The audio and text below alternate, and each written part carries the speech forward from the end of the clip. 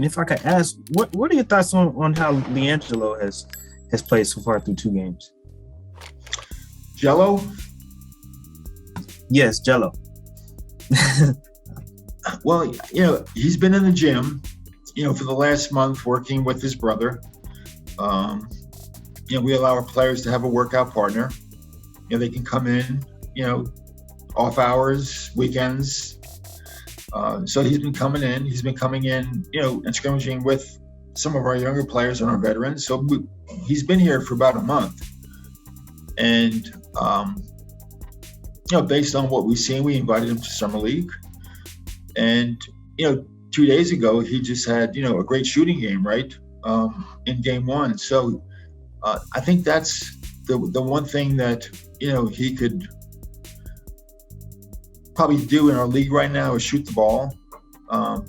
He plays hard, great teammate, quiet, right? I don't know if you've gotten a chance to know him at all, but doesn't say a whole lot, just kind of goes about his business. But we've only had 2 games. We'll see where it takes us. But the first game I know was fun for him, and that's it. We'll just take it day by day, and we'll see where it leads. When you look at your opportunity in Greensboro, the way the franchise has developed second-round picks through Greensboro, how important is it to load up on these second-round picks and add them onto the Greensboro roster, knowing the success you've had with guys like Devontae and Jalen and the Martin twins when they were here? Yeah, it's a good question. We did trade this year for a future first-round pick, and part of that is to get the players in the system now, right? I mean, if you draft with 2 picks, a first and a second every year, then it's going to take you X amount of years to get the talent in the system. If you have multiple picks, beyond the 2, this year we had 4, then, you're loading the system up a little bit earlier, and it gives you a chance to, move ahead a little bit more quickly than maybe you would if you just had 2 picks a year. So I don't know who's going to be in Greensboro. I do feel we've got talented players, beyond just the draftees, with our exhibit, our exhibit players and our two-way players. And our coach has done just a wonderful job, utilizing Greensboro. It's a great facility. It's an hour and a half away, even less. Players can go back and forth, get big minutes, and play a game at night and be back for practice the next morning in Charlotte with the veteran team. So that remains an emphasis. And once again, player development, for us from the beginning was one of the key components, to try to move this team forward.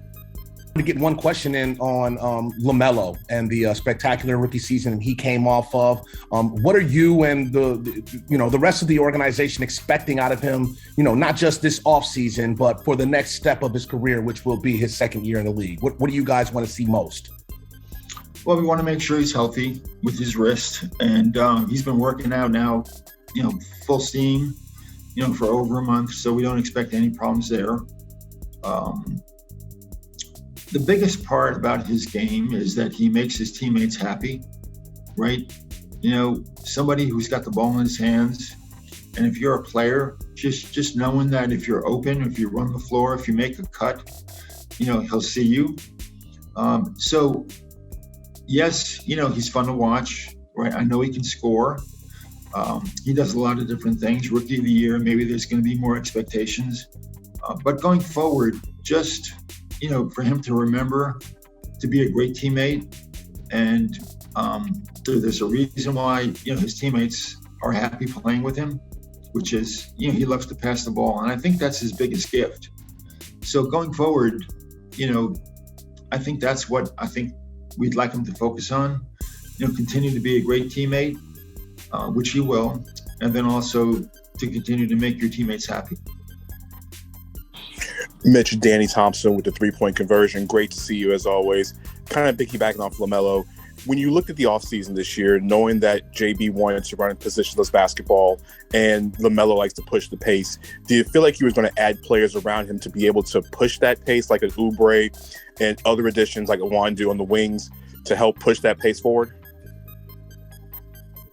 Yeah, we do want to continue to play the same way. Our coach believes in that style of play. Ownership. Myself. It's fun to watch. I think our fans, love to watch the way we play the game. So that's a continued emphasis going forward, is to play at a high pace, which is pretty popular in the NBA right now. It's not like it's something that we've just invented. It is pretty popular. It is fun to watch. Our players like to play that way.